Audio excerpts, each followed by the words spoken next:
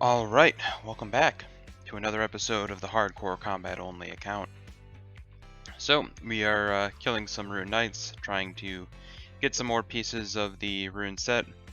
This is quite the grind with the 30% chance to hit, but we'll get there eventually. We are down, it's the end of the week for me, we're down to 2,677 lobsters, so going to have to do a lot of Slayer tasks over the course of the weekend and try to replenish some of those lobsters because they are in dire situation here. We're starting to get down to dangerous numbers, so I'd like to get that back up over 5,000 or 6,000 again, double it up. We did start to grind out here in the Highlands. We did start to grind the Griffin. We're working on getting that Dragon Claw. It is another one that's quite the grind. We did end up buying the ring. We don't have it equipped right now, but while we were grinding Griffins, or we're grinding Rune Knights, we're keeping these prayers active. You can see we've dropped quite a lot of prayer points since last time. I don't remember exactly what we were at. I think it was 90-something thousand, so we've gone through about half of them. Just grinding these out, but we are up to 71 prayer. And while we were grinding the Griffins, we can drop down here, and we got the Monk E. So 5% chance to ignore prayer point cost. That's very nice to have early on in prayer. It's not the greatest of combat pets. It's not the one you're really praying to get, but yeah, that was bad. But it's not the one you're looking to get, but it's still amazing to get. Obviously, all of them are great to get. It will save quite a lot of prayer points over the course of time, especially once we start doing later dungeons where we have Stone Skin active 100% of the time. So we are really looking for getting that hit point pet, especially. Where is it? Hit point pet. We really want to get that because that's basically just a free hit point level that doesn't count towards your cap. And then, obviously, as soon as we can get the Slayer task pet, that'll be great because it gets more Slayer coins, which means more food for us. But that is what we managed to get. We are, before we go back to doing more of the pirate chest, I have decided we're going to go ahead and get that Dragon Claws, and I do want to get a full rune set to at least silver to get the strength bonus up as high as possible, just to make those a bit faster.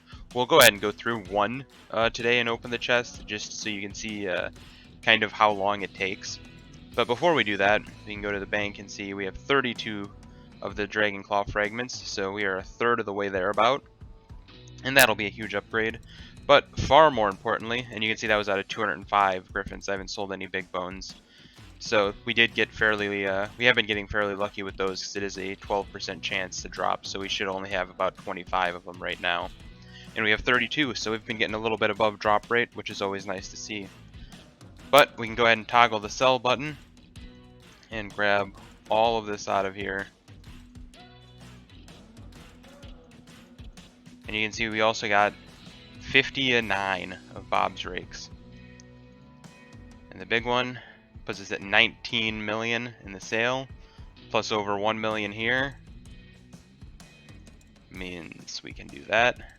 And we have the over 20 million cash stack. And Auto Eat Tier 3 has been achieved. At last, we no longer see the Auto Eat in here. So up next on the purchases is probably just more bank slots eventually. They're not a pressing issue. Combat only doesn't really need a whole lot of bank slots. They're just purely for convenience. So the next big purchase will be the extra equipment slot. We'll eventually get both of these. As far as the Slayer coin purchases goes, it's just basic resupplies for a while. We do eventually want to get this auto Slayer so that overnight I can leave it on the basic Slayer tasks, because there really isn't anything there that we don't want to be killing. Everything there is pretty safe to kill, not going to do a whole lot of damage to us in the easy Slayer tasks, so we'll be able to leave that on and get a whole lot of Slayer coins overnight, but it will use up a decent bit of food. So I'm kind of torn about when I'm going to save up the 150,000 coins for this. Probably sometime at the end of this weekend after I get my lobsters built back up. We also, before we get the auto slayer, we're going to want to get some more bank slots, because doing easy slayer tasks, we're going to get a whole lot of different items overnight, and I don't want to run out of space. So that's about the only real reason why we need bank slots. But we are up to 83 strength as well, and 76 hit points. Getting close to 77 hit points and 84 strength. We're up to 63 slayer. That one is going to be very slow, but we'll keep grinding it out.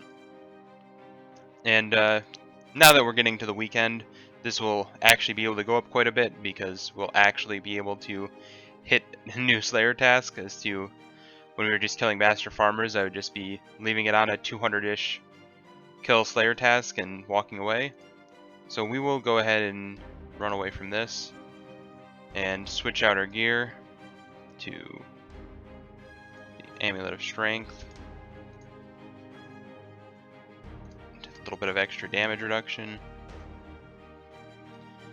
And we will head into the deep sea ship so we can see just how long this takes. I'll actually go ahead and time it as well, just to see about how long each one of these runs takes right now. And you can kind of see why we're going to be waiting for the full Rune Silver plus the Dragon Claws before we take this grind too seriously. And we are going to be killing a whole lot of statues now. Those are kind of the name of the game, because we need a ridiculous amount of silver and gold.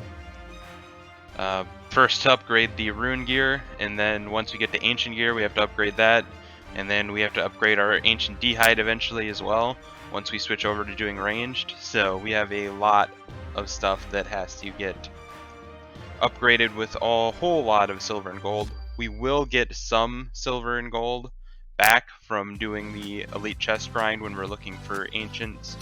And if we do go dry on a piece of ancients, we may end up getting enough silver and gold just from these chests to upgrade these. That is very possible to have happen.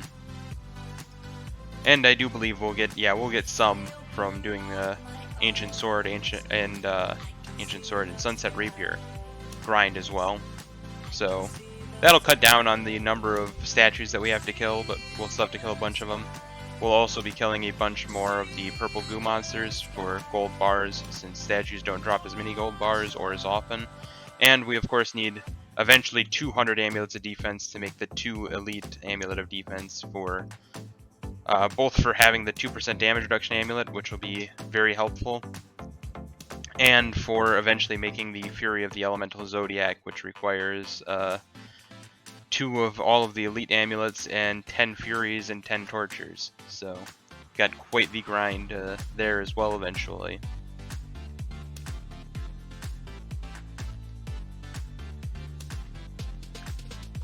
So we do still have, we still have our prayers active.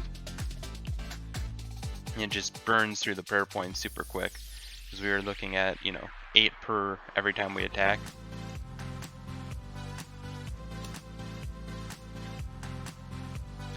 Alright, we're getting to the bit tougher monsters at the end of this dungeon.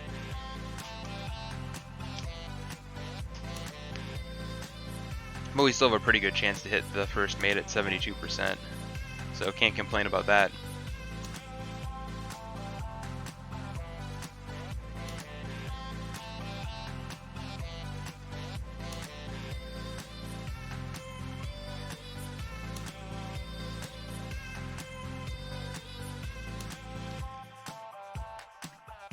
Yeah, that's really nice to see, the 100% food efficiency and auto eating at 304 HP. That's very nice. We'll eventually, of course, have to go and get, where is it? Perilous Peaks, yeah. We'll eventually have to go and get the Wasteful Ring off of the Wicked Greater Dragon as well to further increase our the HP we heal at. But that'll really hurt our food as well in dungeons, so that's a much later upgrade, because this thing hits like an absolute truck. So that'll be much later on in the game. But something to look forward to further increase that HP that we eat at. The pirate captain should be going down here. There we go. and on to the Kraken, which we only have a 28% chance to hit with both of our attack prayers up and running. And it has 3000 HP. So it can't really hit us either all that much. So we don't use that much food here, really. But we do, it does take quite a while, and it's not something that, until we have a better weapon, that I really want to leave running.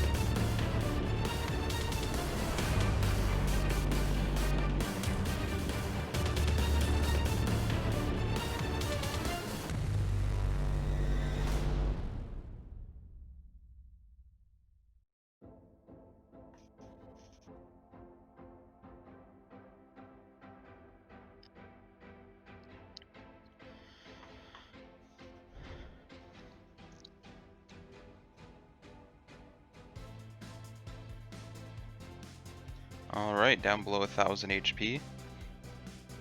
2/3 of the way there. Yeah, this is not a quick dungeon to do with just a rune scimitar. Definitely going to help to have the dragon claws to speed things up. And if this grind ends up taking quite a while, which it almost certainly will, we may end up going back and getting the ancient claw just to help with that, but that eats up a lot of food, that grind. Eats up, I believe the statistic is something like 1.1 or 1.2 million HP worth of food to grind out the, what's it called? The Pegasus for the ancient claws. That's a much lower drop rate, and this hits a lot harder. And there is our pirate chest. So you can see that took about 6.5 minutes to do a single chest, so definitely want to get that weapon upgrade, and we can go ahead and go back to Rune Knights for a while, see if we can't get a rune equipment drop, and we can go ahead and open up this pirate chest to get a whopping 15 topaz for 3k. Oh well, that's kind of expected. So that is going to be, we can go ahead and buy some basic resupplies as well, might as well. Start piling back up the lobsters. And get some more prayer points back as well.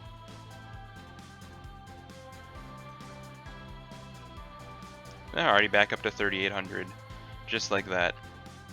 So that's going to be it for this episode of the Hardcore Combat Only. Not a lot happened in between episodes.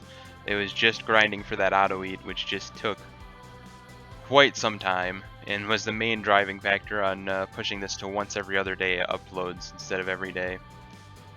So hopefully we'll be able to get some more content now.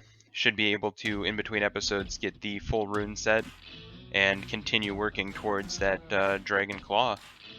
Oh, and I can see the bones piling up, so I forgot to switch back my gear. I always forget that every single time I do a dungeon.